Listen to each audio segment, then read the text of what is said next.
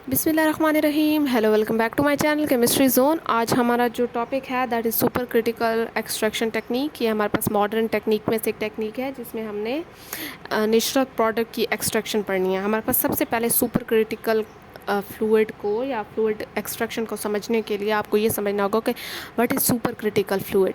हमारे पास super critical fluid जो होता है, मैं आपको ओवरऑल बता दूं कि एक ऐसा फ्लूइड जिस पे टेम्परेचर भी लगा रहे हैं, प्रेशर भी लगा रहे हैं, और उस टेम्परेचर और प्रेशर एक ऐसे पॉइंट तक लगा रहे हैं कि हमारे पास वो फ्लूइड दो स्टेट में आ जाए और आपको समझ ही ना आए कि ये हमारे पास लिक्विड स्टेट में है या गैस स्टेट में है। आप उसमें फ़र्क ही ना पहचान पाए तो that is called super critical fluid. ठीक है। और जो टेम्परेचर इस पे लग रहा है that is called super critical temperature. अगर दो डेफिनेशंस मेरे पास हैं या दोनों डेफिनेशन को देखते हैं।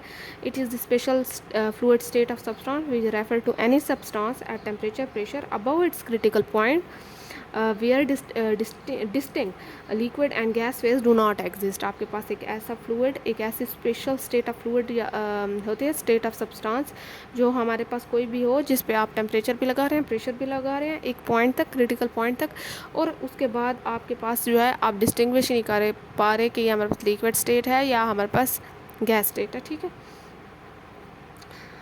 अच्छा, यहाँ पे आपके पास एट सर्टेन टेम्परेचर, दूसरी हमारे पास कौन सी है, certain temperature pressure condition liquid and vapour phases of substance become indistinguishable. आपके पास इनडिस्टिंग्विशेबल हो जाएगा, उसमें हमारे पास लिक्विड या वेपर फेजेस को अलग करना। ठीक है, फ़र्क पहचाना। Known as critical condition substance above critical pointed are known as super critical fluid हम इसे कहते हैं। ठीक है, आपने सुपर क्रिटिकल फ्लूइड तो समझ लिया। अब इसे एक्सट्रैक्शन के प्रोसेस में कैसे करते हैं, थोड़ी सी इसकी प्रॉपर्टीज़ वगैरह देख लें। Physical and thermal properties of super critical fluids are in between liquid and gas phases के दरमियान में होते हैं। Hence can also be known as compress liquid या डेंस गैसेस भी हम इन्हें कहते हैं। ठीक है।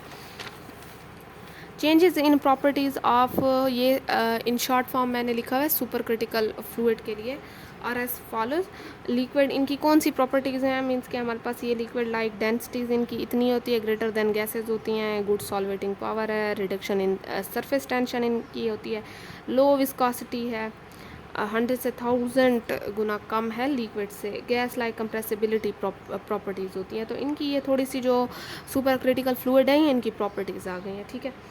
अच्छा, अब जो है, अब हमारे पास आते हैं हिस्टोरिकल बैकग्राउंड पे। हमारे पास solvent properties of SCF was first reported well over years ago in 1879 by Hannay and Hogarth, measured solubility in inorganic salt in supercritical fluid। ये हमारे पास दो साइंटिस्ट थे। 1879 में इन्होंने इस चीज़ पे क्या किया था कि कह सकते हैं डिस्कवर की थी, या उन्होंने सबसे पहले मैयर क्या की थी, मैयर solubility in inorganic salt in super critical fluid ethanol. उन्होंने, एथेनॉल भी एक सुपर क्रिटिकल फ्लूइड है, बहुत सारे हमारे पास सुपर क्रिटिकल फ्लूइड है एज ए सॉल्वेंट के तौर पे यूज़ होते हैं। तो उन्होंने क्या किया कि एक इनऑर्गेनिक सॉल्वेंट लिया और उसे एथेनॉल में चेक किया, मीन्स के सुपर क्रिटिकल सॉल्वेंट में चेक किया कि उसकी सॉलिबिलिटी हमारे पास क्या आ रही है। हैंस इन 1890s फिर हमारे पास क्या हुआ कि been used in several industrial process, फिर इंडस्ट्रीज़ में ये चीज़ यूज़ होना स्टार्ट हो गई।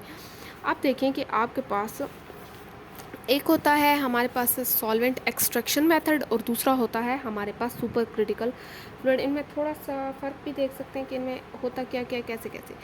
यहाँ पे सिर्फ फ़र्क इतना है कि सॉल्वेंट में फ़र्क है। आप वहाँ पे कोई भी सॉल्वेंट ले रहे हैं, कोई भी, that is not super critical. ठीक है। यहाँ पे आपने लाजमी सुपर क्रिटिकल लेना है। आपने प्रॉपर्टीज़ देख ली है ना पीछे, उन प्रॉपर्टीज़ को, आप कोई सॉल्वेंट ले रहे हैं, अगर वो प्रॉपर्टीज़ उनकी चेक कर लें, हाँ उसकी लो विस्कोसिटी है, लेस सर्विस टेंशन है, ये चीज़ें देख के हाँ फिर आप कह सकते हैं कि दैट इज़ सुपर क्रिटिकल, तो ये हमारे पास सुपर क्रिटिकल एक्सट्रैक्शन में आ जाएगा। ठीक है। और अगर आप वैसे ही सॉल्वेंट ले रहे हैं, कोई भी इनऑर्गेनिक ऑर्गेनिक सॉल्वेंट ले रहे हैं अकॉर्डिंग टू योर सैम्पल, कोई भी आप दूसरा एक्सट्रैक्शन टेक्निक यूज़ कर रहे हैं, तो उसमें आपने सॉल्वेंट लेना है, उसे पास थ्रू करना है, आपके पास जो भी सॉलिड होगा, जो भी सैंपल होगा उसके, फिर उसमें हमारे पास सॉल्यूट डिज़ोल्व हो जाता है। ये जो सिंपल हमारे पास टेक्निक है एक्सट्रैक्शन की, एक्सट्रैक्ट अलग हो जाता है हमारे पास। ठीक है। सॉल्वेंट जिसे रेफिनेट कहते हैं वो अलग हो जाता है। लेकिन आप फ़र्क यहाँ है कि सुपर क्रिटिकल में सिर्फ आपने ऊपर सुपर क्रिटिकल सॉल्वेंट लिखना है, जो मैंने रेड से मार्क भी किया हुआ है, मीन्स के रेड से हाईलाइट किया वैसे। आपने इसे भी वैसे ही सॉलिड के थ्रू करना है, फिर डिज़ोल्व करना है इसमें सल्यूट, और फिर उस डिज़ोल्व हो जाता है, सल्यूट अलग हो जाता है, एक्सट्रैक्ट अलग, हमारे पास सुपर क्रिटिकल सॉल्वेंट मीन्स के रेफिनेट अलग हो जाता है। ये सिंपल सी मैंने आपको फ़र्क बताया। ठीक है, ये डिफ्रेंशिएट है। अगर मैं अब इसकी मेन डेफिनेशन की तरफ आती हूँ कि मेरे पास एक्सट्रैक्शन सुपर क्रिटिकल, मैंने आपको सिर्फ पहले फ्लूइड की डेफिनेशन बताई है। अगर मैं यहाँ पे सुपर क्रिटिकल फ्लूइड एक्सट्रैक्शन की बात करूँ तो मेरे पास वो कहते हैं कि is the process of separating one component from another, the method use super critical fluid as extracting solvent. बहुत ही सिंपल है। आपने ये लिखना है कि आपके पास एक कंपोनेंट को दूसरे से अलग कर रहे हैं, बस सॉल्वेंट सिर्फ सुपर क्रिटिकल ले रहे हैं, ठीक है। बाकी सारी एक्सट्रैक्शन वही है कि एक कंपोनेंट को दूसरे कंपोनेंट से अलग कर रहे हैं। इतनी बात क्लियर है। आगे चलते हैं। आपके पास ये देखें, आपके पास अब आ जाती है इसकी डायग्राम में अगर आप लोग देखें तो आपके पास, अच्छा यहाँ पे मैंने पंप का जो है नहीं मेंशन किया, मैं ये भी आपको बताती हूँ। आई थिंक मैं भूल गई इसे मेंशन करना। यहाँ पे देखें कि आपके पास ये CO2 है। सबसे पहले मैं आपको इस डायग्राम में ही बहुत सारी बातें बता दूं जो आपको आगे थ्योरेटिकली समझ आती जाएंगी, साथ में आप थ्योरी पर पढ़ते जाएंगे। तो CO2 मैंने एज आ सुपर क्रिटिकल फ्लूइड या सुपर क्रिटिकल सॉल्वेंट लिया, ठीक है। मैंने CO2 को क्या लिया, सुपर क्रिटिकल सॉल्वेंट लिया इसमें। ये आपके पास मॉडिफायर है। आगे आप लोग मॉडिफायर का भी काम देख लेंगे कि आप मॉडिफाई का मतलब होता है आपने थोड़ी बहुत चेंजेस लानी है। किस चीज़ की चेंजेस लानी है कि वो चीज़ आपके मुताबिक आ जाए, ठीक है। ये पंप वगैरह हैं हमारे पास, आपको पता है पंप किस लिए होते हैं, कंट्रोल करने के लिए होते हैं। साथ में हमारे पास कूलेंट लगा हुआ है, ठीक है। अब जो है हमारे पास ये आ गया है ओवन, मीन्स कि आपको जो एक्सट्रैक्शन चैम्बर है वो ओवन में बंद है, एक्सट्रैक्शन सेल भी कह सकते हैं। अब ये हमारे पास आपको पता है टेम्परेचर इंक्रीज़ करने के लिए, तो ये एडजस्ट करने के लिए होता है। अब यहाँ पे आ जाएं कि ये सॉलिड फेस ट्रैप है, ये कलेक्शन सेल है, ये हमारे पास रिस्ट्रिक्टर है, ये लिक्विड सॉल्वेंट पंप है, ठीक है। ये सारी चीज़ें अब इनका मैंने ये तो आपको बता दिया ना। यहाँ पे आए ऑपरेटर्स को पढ़ते हैं, फिर वर्किंग को पढ़ेंगे। सबसे पहले आपके पास फ्लूइड रिजर्वायर होती है आपके पास, ठीक है। मीन्स के फ्लूइड रिजर्वायर ये इसे कहते हैं सॉल्वेंट जिसमें CO2 है, या आप यहाँ पे कोई भी सुपर क्रिटिकल सॉल्वेंट ले सकते हैं। मैंने एज एग्जांपल के तौर पे CO2 लिया हुआ है, ठीक है। पंप ये होता है कि आपके पास पंप करता है, एडजस्ट करता है। मीन्स कि आपने अगर कोई भी चीज़ पंप करनी है, लेट सपोज आपने CO2 लेके जानी है तो आपका पंप यूज़ होगा। ये मॉडिफायर वो करनी है तो यहाँ से पंप के थ्रू आगे जाएगी, तो आप लिख सकते हैं that is use to control the flow of CO2 भी कह सकते हैं, या अदर सॉल्वेंट भी कह सकते हैं। कंट्रोल करता है फ्लो को, ठीक है। एक्सट्रैक्शन सेल है, एक्सट्रैक्शन सेल में थोड़ा सा मैंने वो किया है। एक्सट्रैक्शन सेल हमेशा ये जो है जिसके अंदर आपके पास सॉलिड सैंपल रखा जाता है, इससे हमेशा स्टेनलेस स्टील से बनाया जाता है, या आप वेजल भी बना सकते हैं जिसमें कंपार्टमेंट हो, जिसमें मीन्स के कॉलम हो, उसमें आपने अपना सॉलिड सैंपल है उसे प्रिपेयर करके रखना है। ऐसे सॉलिड सैंपल नहीं रख देना, उसे ड्राई करना है, वॉश करना है, ड्राई करना है, ग्राइंड करना है, ये सारी चीज़ें पहले करनी है, प्रिपेयर करना है, फिर अंदर रख देना, ठीक है। आपके पास capable of withdrawing high pressure, आपके पास इस पर प्रेशर भी अप्लाई होगा इतने से इतने 600 ATM तक, फॉर सॉलिड के लिए बात हो रही है, ठीक है। अब आपके पास जो है ओपन ट्यूबलर कैपिलरी कॉलम्स और पैक्ड कॉलम लिक्विड के लिए होते हैं। अच्छा, यहाँ पे सॉलिड के लिए आपके पास जो है चैम्बर बनाए जाते हैं, फिर ओपन ट्यूबलर कैपिलरी कॉलम्स या पैक्ड कॉलम्स लिक्विड के लिए बनाए जाते हैं अगर आपका सैंपल लिक्विड में हो, ठीक है। यहाँ पे रिस्ट्रिक्टर ये पड़ा है। अच्छा, यहाँ पे आ जाएं। अब रिस्ट्रिक्टर को देखें कि हमारे पास यहाँ क्या है, maintaining pressure change inside the extraction vessel. अब इसका काम है कि इसने टेम्परेचर तो ओवन कर रहा है, ठीक है। हमारे पास रिस्ट्रिक्टर का काम है कि ये हमारे पास प्रेशर एडजस्ट करेगा। अब आपके पास यहाँ पे प्रेशर क्या दे रहा है, 2 टाइप्स। इसमें भी हमारे पास 2 टाइप्स हैं, वैसे इतनी डिटेल में जाने की ज़रूरत नहीं है, लेकिन मैंने फिर भी लिख दिया है क्योंकि आपको सिंपल में समझाना है। फिक्स्ड भी होता है और एक हमारे पास वेरिएबल भी होता है।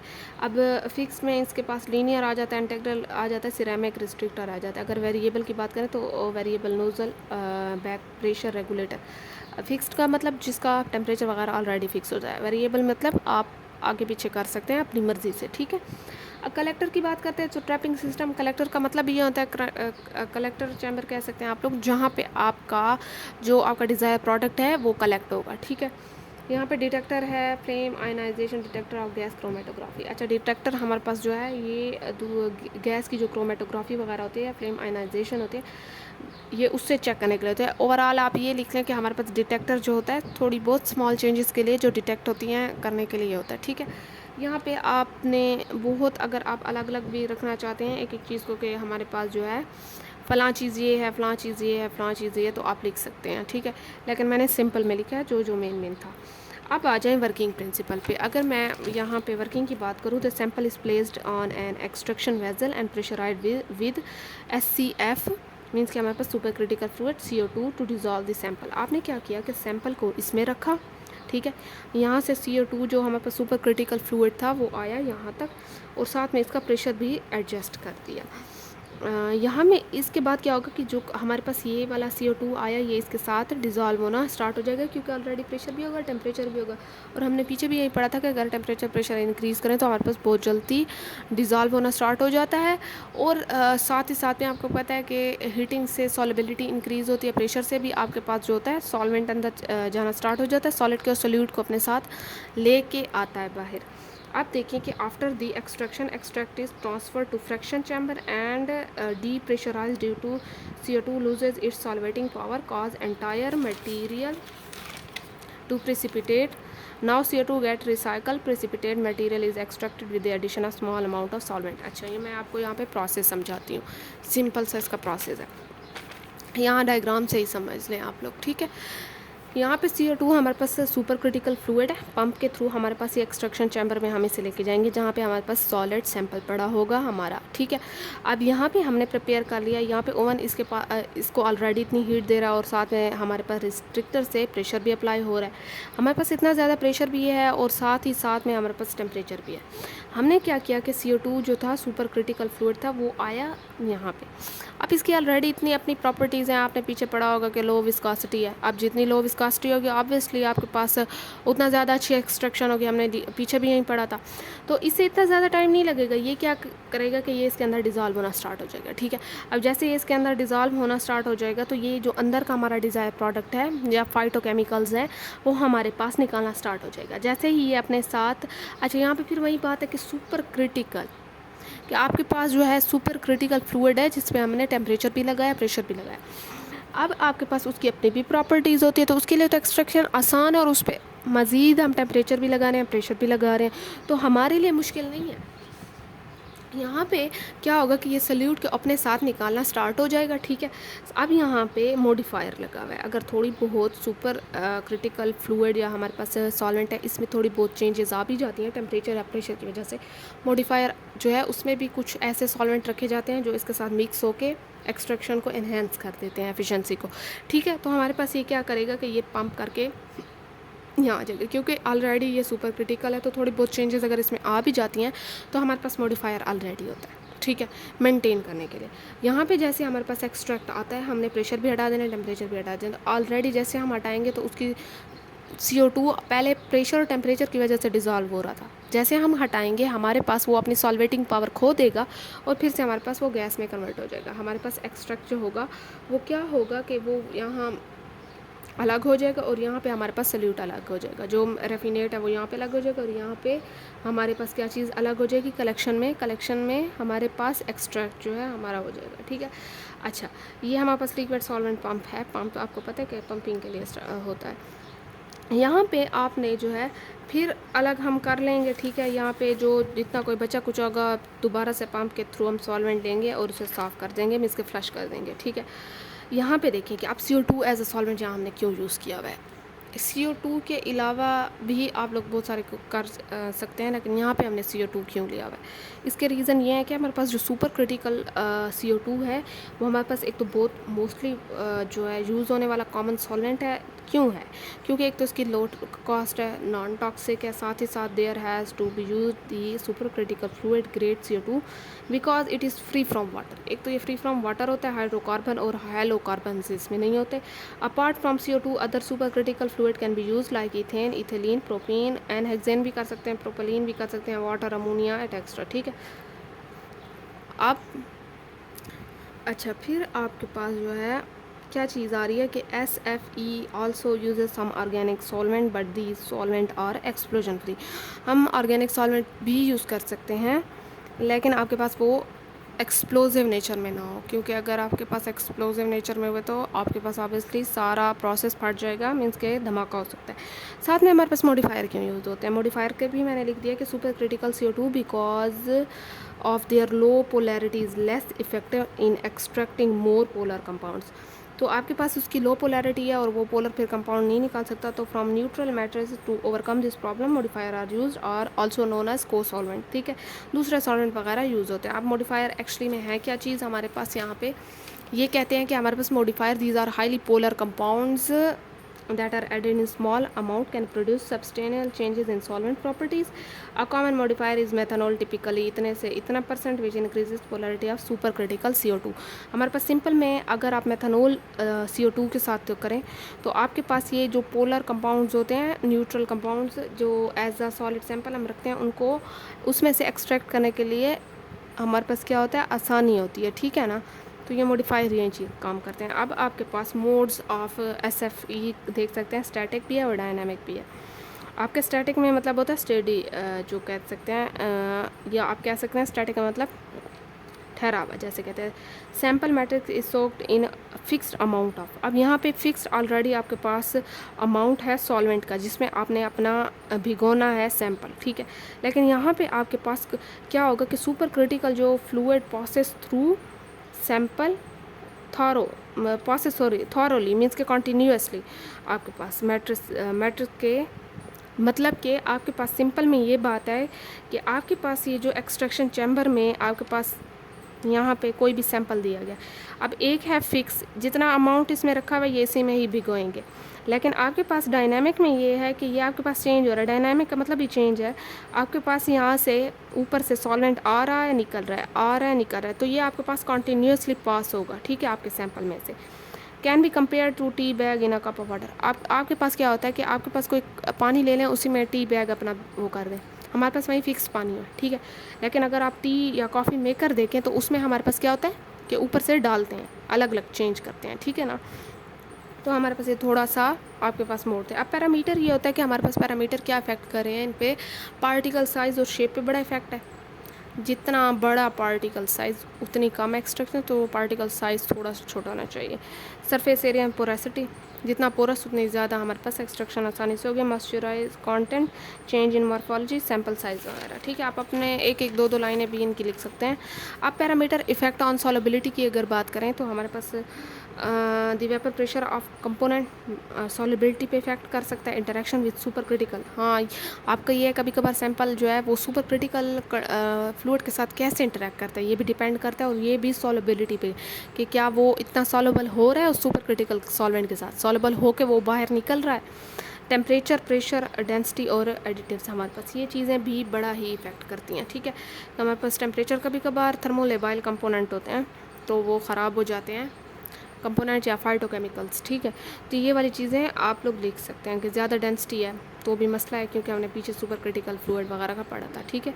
यहाँ पे अब देखिए कि एडवांटेजेस हमें इसमें क्या है। एलिमिनेशन ऑफ ऑर्गेनिक सॉल्वेंट है, ये एक तो बहुत रैपिड प्रोसेस है, sustainable for extraction and purification के लिए बहुत अच्छा है। Of compounds having low volatility present, ठीक है। यहाँ पे आई थिंक ये लाइन यहाँ तक है, आप इसे कट कर दें क्योंकि ये पूरी नहीं है आई थिंक, ठीक है। Susceptible to thermal degradation continuous process है, हमारे पास लो हैंडलिंग कॉस्ट है, सॉल्वेंट रिकवरी ईजी है, वर्सेटाइल एंड एफिशिएंट है। हमारे पास लिमिटेशंस में ये है कि आपके पास प्रोलॉन्ग इन टाइम है। Penetration of a SCF into the interior of a sample is rapid, but solute diffusion from solid into SCF मुश्किल है, ठीक है। मतलब कि हमारे पास प्रोलॉन्ग इन टाइम ऐसे है कि आपके पास SCF जो होता है वो तो अंदर चला जाता है सैंपल के, ठीक है, लेकिन वहाँ से सल्यूट का बाहर आना सॉलिड में से वो थोड़ा सा मुश्किल है, टाइम लेता है। Modelling is in accurate, scale not possible, expensive है, एडिक्वेट कॉन्टैक्ट टाइम भी लेता है ज़्यादा, ठीक है। एप्लीकेशन की अगर बात करें तो हम एप्लीकेशन में हमारे पास मैंने यहाँ 3 लिखे हैं, बहुत सारी हैं इसमें, बहुत ज़्यादा हैं एप्लीकेशन आप लिख सकते हैं। फूड में है fat oil sample in meat, egg, meals, cocoa, dairy product, seeds and food snacks वगैरह में। नेचुरल प्रोडक्ट की अगर बात करें तो यहाँ पे भी हमारे पास ये यूज़ होते हैं फ्लेवर।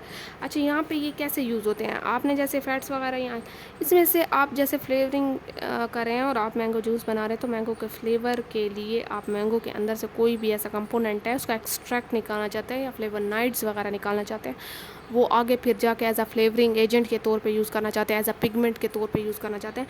तो ये वाली जो चीज़ें हैं ना, ये इन टेक्निक से निकलती हैं।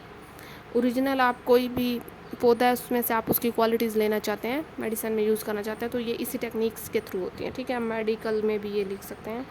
यहाँ पे मैंने by product recovery fruit waste vegetable जो है ये, उसमें से भी आप लोग जो हैं बाय प्रोडक्ट जो होते हैं वो रिकवर कर सकते हैं। बहुत सारी हैं इसकी, फार्मास्यूटिकल्स वगैरह में भी आप लिख सकते हैं अपनी मर्ज़ी से। तो यहाँ तक ये हमारा टॉपिक था, बहुत ज़्यादा आसान था। ठीक है, आपके पास जो मैं आपको नोट्स भी दिखा दूँ, क्योंकि अगर कोई लेना चाहे यहाँ से स्क्रीनशॉट तो ले सकता है। ये देखें, ये लास्ट पैराग्राफ आप लोग देख सकते हैं।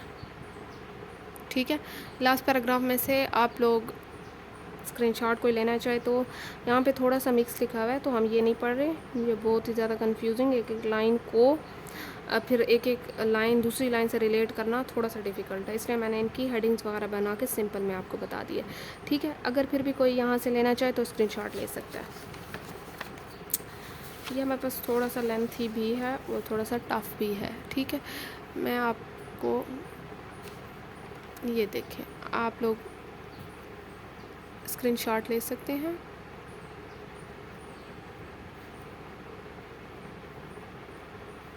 ठीक है,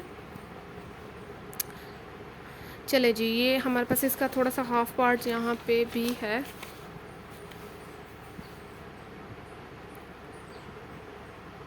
यहाँ पे थोड़ी सी चीज़ें अलग हैं, लेकिन आपका मकसद सिर्फ टेक्निक को समझना था। ठीक है ना, आप इसमें से भी एक्स्ट्रा पॉइंट ले सकते हैं। अब अगली जो हमारे पास वीडियो है that is enzyme assisted extraction, जो ऑलरेडी यहाँ पे मेंशन है, तो आगे हम ये पढ़ेंगे। तो अब तक के लिए इतना काफ़ी, आई होप सो आपको ये समझ आ चुकी होगी। तो चलें जी, फिर अगली वीडियो में मिलते हैं। अब तक के लिए इतना काफ़ी है। अल्लाह हाफिज़।